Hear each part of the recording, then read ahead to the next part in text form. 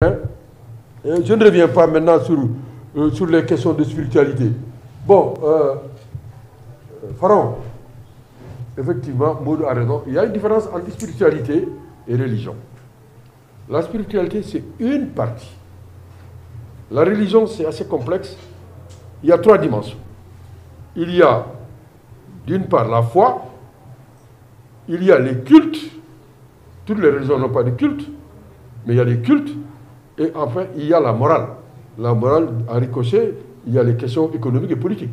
Parce que quand on parle de morale. Donc, les religions, c'est vrai que le latin est peut-être la langue la plus intéressante. Parce que toutes les langues se valent, mais toutes les langues n'ont pas le même niveau de précision.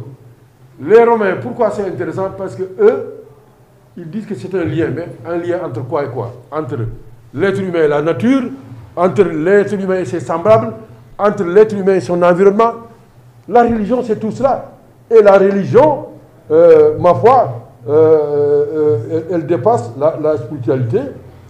Celui qui a fait le travail le plus remarquable, il s'appelle Al-Asyuti, c'est un Égyptien d'ailleurs. Il dit ce que ces 3 religions doivent à l'Égypte pharaonique. Tu as parlé du judaïsme. Bon, ils ont leur religion malgré tout. Hein. Il y a le christianisme, il y a l'islam. Ces 3 religions ont beaucoup puisé. Mais ça, nous, égyptologues, quand on l'a dit, moi la première fois quand on l'a dit lors du symposium de Cheikh Anta, on nous a traités de néo-pharaons. Mais c'est de bonne guerre. Les positions de la prière chez les musulmans, tout ce qu'on fait, les ablutions, les tchouraïs, tout ça dans les mosquées, mais tout ça, ça existe en Égypte pharaonique. Tchouraï. Pardon, Bouba, juste une parenthèse. Oui, Tchouraï, vous ne pouvez pas comprendre. Oui.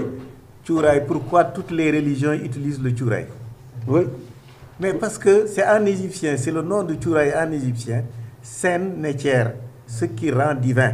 C'est ça, c'est ça. C'est ça que ça signifie en égyptien. Et ils allaient prendre ça sur les hauts plateaux éthiopiens. Ils ont même essayé d'acclimater les arbres. Donc, tchouraï, c'est un héritage direct de l'Égypte. Il y a même un Égyptien qui allait très loin. Il a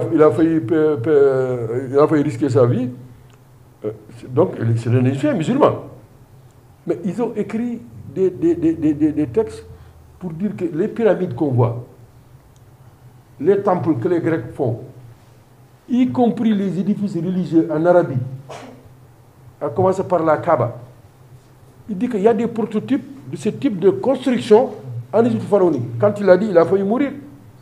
Et c'est un Égyptien, un historien. Il a fait des travaux pour dire que certaines coupes de construction, on les trouve un peu partout.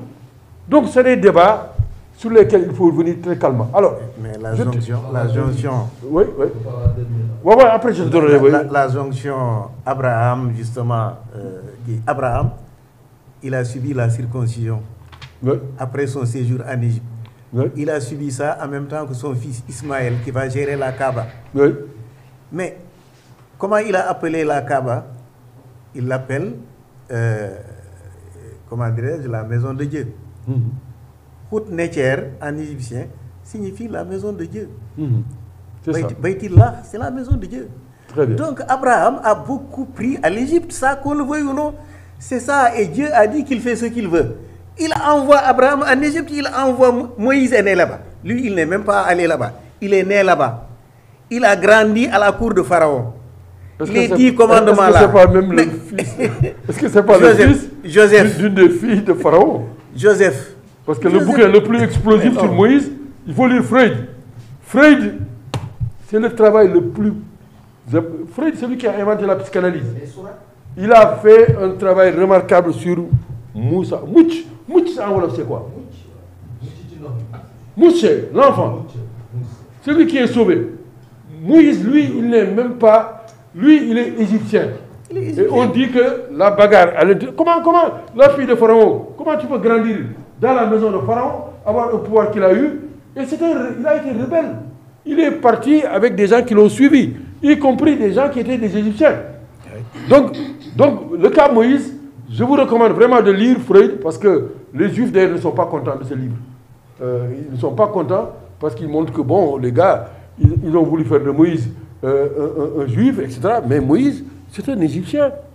C'est quelqu'un qui, dans la tradition égyptienne, a fait donc connaître Jésus aussi. Jésus également, sa mère, vous savez très bien. Bon, en fait, les religions doivent beaucoup à l'Afrique.